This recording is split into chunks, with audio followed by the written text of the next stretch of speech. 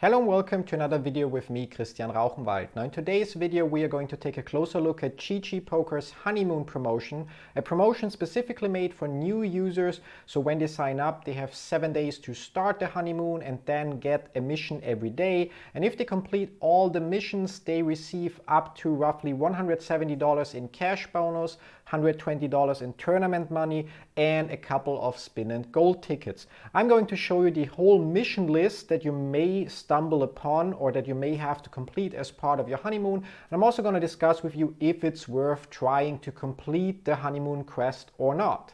Let's start off with who qualifies for the GG Poker Honeymoon. The GG Poker Honeymoon is a promotion that's solely available for new users. When you create your GG Poker account, which you can do by following the link in the description down below, you have 7 days to start your honeymoon, and from that moment on you will receive one mission every 24 hours for a 30-day period, and the more of those missions you complete, the more of the bonus you can unlock. The last bonus is also the biggest one, so only if you complete all 30 missions will you receive $150 in cash out of the entire available bonus. And that's why it's important to understand what kind of missions you can expect to already make the decision if it's worth trying to grind out the few missions that you're not that good at. But I can already take away that there's no need to worry. Even if you don't complete all the missions, you will at least most likely unlock a couple of spin and gold tickets and a few dollars in cash. One of the things I also want to point out straight away is something I only learned along the way, unfortunately, that when you have a challenge like win with a full house in Hold'em, it only counts if you do not use the deal it twice feature. As soon as you have deal it twice activated, you cannot complete the mission if you fulfill the requirements, which kind of sucks a little bit, especially if you don't know about it. And it's mentioned on the GG Poker website in the terms and conditions of the honeymoon promotion, but obviously most people won't read that. I surely didn't for a long time and was surprised at one of the missions that I'm going to share with you why it didn't count when I actually fulfilled the requirements.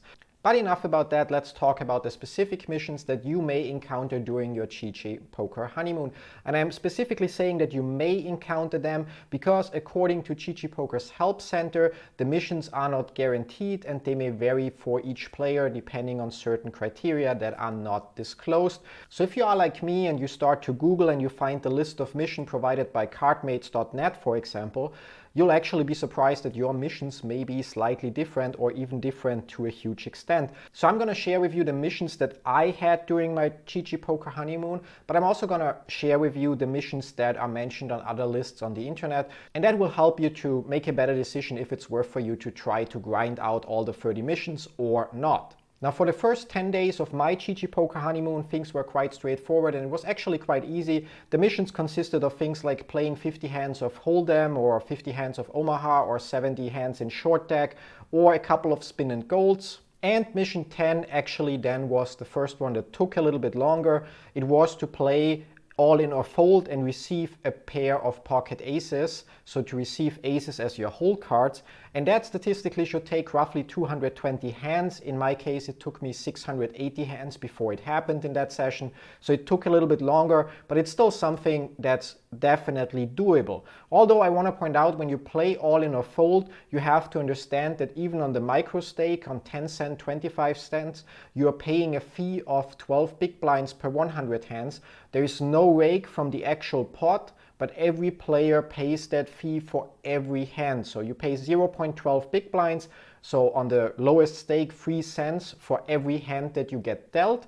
Doesn't matter if you fold or if you go all in, so you need to achieve a win rate of more than 12 big blind per 100 hand to actually make a profit. And while that is not the topic of this video, it's something I still wanted to mention because I also learned it the hard way when my graph in all in or fold actually went up nicely, but overall my bankroll got smaller, and only by looking into the transaction history I actually discovered that for every hand I got deducted 3 cents from my bankroll. And that's how I eventually found out that you need at least a 12 big blind per 100 hand win rate in all in or fold on the micro stakes to play break even and start making profit. On the higher stakes of all in or fold, by the way, the fee is 15 big blinds per 100 hands, so unless you can achieve 15 big blinds win rate per 100 hands, you're going to lose money on all in or fold, and you should play something else. Now back to our GG Poker Honeymoon missions list. So for the first 10 days, things were quite straightforward. It literally just required to play a few spin and golds, a little bit of hold'em, a little bit of Omaha, and most of those missions could be completed within 1 hour. So it definitely is possible for the recreational player that doesn't play full time or for a living to just sit down for an hour and play the GG Poker Honeymoon mission, and maybe eventually even discover a game mode that you like more than what you've been playing so far. Now after mission 10, there were still a couple of missions, like again play 200 hands of hold'em or play 200 hands of Omaha and similar things, usually with bigger numbers than what was in the previous quest. So if we started with play 50 hands in hold'em, eventually we got a quest play 500 hands in hold'em. So that's still quite doable and quite possible even for the recreational player. However, in between we also then saw quests like win in hold'em with a full house, and that obviously requires a little bit more time, because first of all you need to get the right hole cards, you need to see a pot, and you need to get a full house, and actually a full house need to win. So while it's definitely possible, it can take you only 5 minutes to accomplish that mission. It can also take you theoretically 5 hours to accomplish that mission, and it all depends on how many tables you're playing and so on. So far so good. Now if we consider that there are some missions that may take a little bit longer, like for example me getting aces as hole cards, which took me thrice the time it should take, or winning with a full house in hold'em, which can take a little bit longer, the GG Poker Honeymoon was still easy to beat, or is still easy to beat. And I would still say that it's something that you as a poker player that signs up for GG Poker definitely should take advantage of to receive bonuses on top, which will increase your win rate, so you have more money to play with and you have more profit in the end. However, eventually on day number 23, for me personally, I was actually a little bit surprised by my GG Poker Honeymoon quest, because the quest was to win in Omaha with 4 of a kind. Now if you've been playing poker for some time, you know that 4 of a kind is something that doesn't come along very often. It's the third best hand that you can have, only beaten by straight and royal flushes, and it's very unlikely that you have 4 of a kind. And in my case, it took me almost 4,000 hands playing 6 to 8 tables of pot limit Omaha simultaneously. So I literally spent a whole day to finish that one mission, and I figured, well, it may be one mission that's very challenging and I'm gonna just grind it through. And while for me playing pot limit Omaha is kind of okay, because I used to make a living playing PLO 200, for the average player, especially if you're mostly familiar only with no limit hold'em, when you play pot limit Omaha and you have to play until you get quads, and it has to come to a showdown, so you cannot even play the hand aggressively, but you just can check it through so you get to a showdown, you will most likely lose more than the $150 that you stand to gain if you complete all 30 missions. And that's the point where I'm saying, if you discover a mission like that, just skip it if you're not good at pot limit Omaha, because you'll lose more than you stand to gain if you complete all 30 missions. But it gets even better after the requirement to win with quads. There were another couple of missions of playing 500 hands of this and 500 hands of that, which are obviously quite okay and quite easy. And even if you're not good or never heard of short deck, or if you're not good at playing Omaha, you can still basically play 500 hands. You just have to play very, very tight, and you most likely will end your session break even or only lose a couple of big blinds, and overall it's worth the sacrifice to unlock a higher bonus. However, on day number 26, I logged in onto GG Poker to see my next honeymoon mission, and I was shocked again, because the requirement was to win one of the daily bounty hunter tournaments. Now I checked the lobby at the time of me checking the lobby, because it was also a day where GG Poker had 4 hours mainnet scheduled. The tournaments only started at 4 p.m. and if you looked for buy-ins below $10, you basically only had like maybe 10, maybe 15 tournaments available. And now consider that all those tournaments have a playing field of at least a couple hundred people. Winning one of those tournaments is highly unlikely. And even if you're great at playing tournaments, you usually end up in the money somewhere between 10 and 20% of the time, which means that in 10 or 20% of the times you will get some money. It doesn't mean that you will win the tournament. You will actually win way less of the tournaments. And considering that you only have maybe 10, maybe 20 tournaments with an acceptable low buy-in available, it's highly unlikely that you end up winning one of those, making it near to impossible to complete this mission, making it almost impossible or highly unlikely again to complete all 30 honeymoon mission, especially if we combine it with the mission to win with quads at the showdown in Pot Limit Omaha. It just becomes almost impossible, and the best you can actually hope for is to complete 25 out of the 30 missions to unlock $122.50 in tournament money and $2.50 in cash and a couple of spin and gold tickets. But I would actually be surprised if anybody out there accomplishes all 30 GG Poker Honeymoon missions. Now that's the highlight of my GG Poker Honeymoon mission list. So that's pretty much like what I experienced. And it contained, as mentioned, playing a couple hands and a couple spin and golds and a couple different tournament types along the way, which are quite affordable and don't really lose your money. So you still have a positive expected value that you stand to make more profit from the honeymoon than what you put in.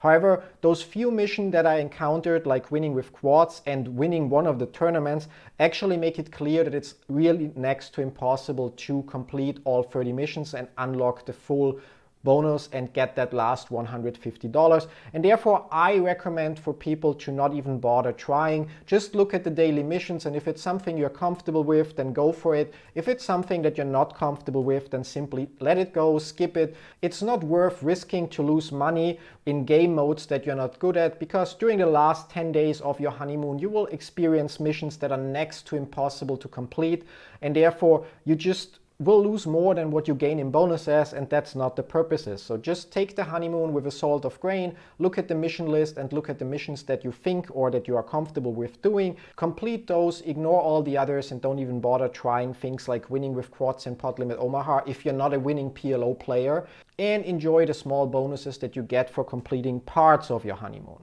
Now, as mentioned, those were honeymoon missions that I experienced during my GG Poker Honeymoon, but there's also lists out there of other missions that may show up for you. And from those lists that I found, most of them contain the same things: play a certain number of hands, sign up for a certain specific tournament, but you don't have to win.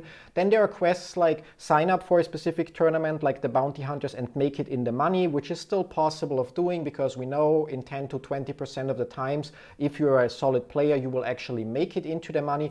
But I also discovered another quest that is, in my opinion, next to impossible to complete in one day, and that is winning the all-in or fold jackpot. And you only win the jackpot in all-in or fold when you have a straight or a royal flush. Now you probably know the odds in Hold'em. It's roughly 1 in 37,000 for you to make a straight or a royal flush.